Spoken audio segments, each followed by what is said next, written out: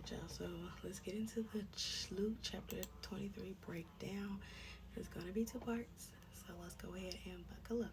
So the chapter context: Luke chapter 23 records Jesus' civil trials, crucifixion, and burial. The members of the Sanhedrin have put Jesus through the three trials in their attempt to convince Pilates he's a threat. Luke 22, 47 through 71. Their case is weak, but their political influence is powerful enough to force Pilates' hands. Jesus is executed. 3 days after Joseph of Arimathea buries Jesus reappears on the road to Emmaus, where he explains messianic prophecies in Jewish scriptures. After spending time with his followers, Jesus ascends into heaven, Luke 24, and the disciples build the church, Acts. So let's get into this right now. Y'all, I didn't laugh. It was because it was funny. It's just like they really tried. They really tried to hold Jesus down and kill him, and like he was like, "Got something for you," and I told y'all.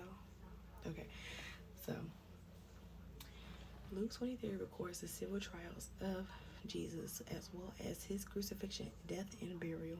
The long-time plan of the Jewish religious leaders, Mark 3 and 6, is finally coming to fruition. This was enabled by the betrayal of Judas, Jesus' own disciple, Luke 22, 1 through 6. The Sanhedrin sent servants and soldiers to arrest Jesus in the dead of night. They beat him, interrogated him, and got him to claim that he is the Son of God. Luke 22, 47 through 71. They believe they have sufficient charges against the Mosaic law to condemn Jesus, but they're afraid of the people. Luke 22 and 2. And they aren't authorized to execute people. John 18:31. They want the Roman governor, Pilate, to execute Jesus. So they take Jesus to Pilate, and use the teachings that the Messiah will be king to claim Jesus is a threat to the emperor. Luke 23, 1 through 5 transitions the narrative from the trials conducted by Jewish religious leaders to people before the civil leaders, Pilate and Herod Antipas. The religious leaders have the charge of blasphemy they need to justify trying to get Pilates to kill Jesus. He claims to be the Christ. Luke 22, 66 through 71. The Christ is the son of David, whom God promised would reign over Israel. 2 Samuel 7, 12 through 16. If Jesus is the Christ and the Christ is king, the king, Jesus, so the Sanhedrin say, must be planning to rebel against the emperor.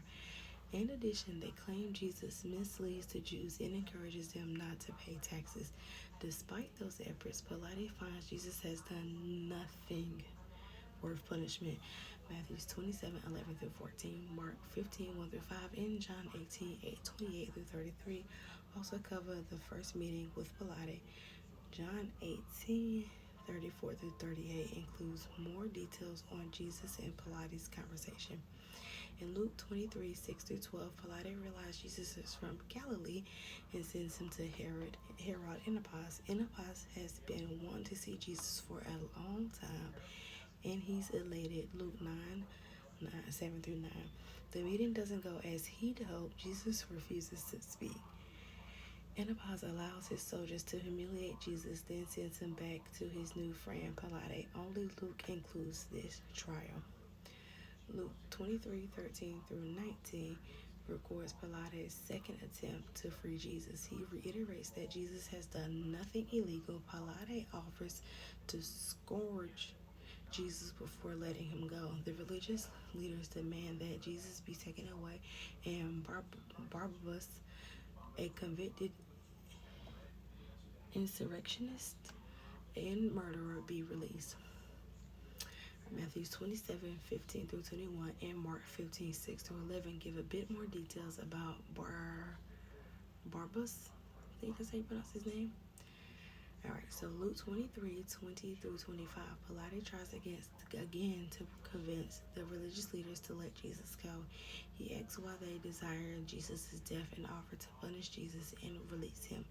John 19:1 through 16 describes how Pilate punishes Jesus and includes a last conversation between Pilate and Jesus. But the leaders have convinced people to continue to demand the release of Barabbas and add that they want Jesus crucified. Matthew 27:20 through 26, and then Mark 15:12 through 15. Pilate concedes. John 19:1 through 16 describes how Pilate punishes Jesus. This is an attempt to convince the leaders to let Jesus go. The passage includes a last conversations between Pilate and Jesus. Luke 23:26 through 31 describes Jesus' journey to the cross. The searchers for Simeon of Cyrene to carry the cross beam. Some women mourn for Jesus, but Jesus tells them that things are going to get worse for them in the future. Neither Matthew 27:27 through 32 nor Mark 15:16 through 21 mentions Jesus' short conversation with the women. Luke 23:32 through 43 outlines the insults thrown at Jesus while he hangs from the cross. These come from religious leaders, the soldiers, and one of the thieves. The religious rulers make the point that if he's the Christ, he should be able to save himself. The soldiers and one of the thieves repeat this. Jesus asks God to forgive them, and one of the thieves sees his chance. He asks Jesus to save him. Jesus promises that he will. Matthew 27:33 through 44, and then Mark 15:22 through 32, and John 19:17 through 27 add different details. Alright, so in Luke 23:44 through 49, Jesus dies and the bystanders react. The land goes dark and Jesus commits his split to the Father and breathes his last. The temple curtain tears. The centurions overseeing the execution realize Jesus is innocent, and the bystanders beat their chest in mourning. Meanwhile, the women who follow Jesus and other acquaintances stand at the distance watching.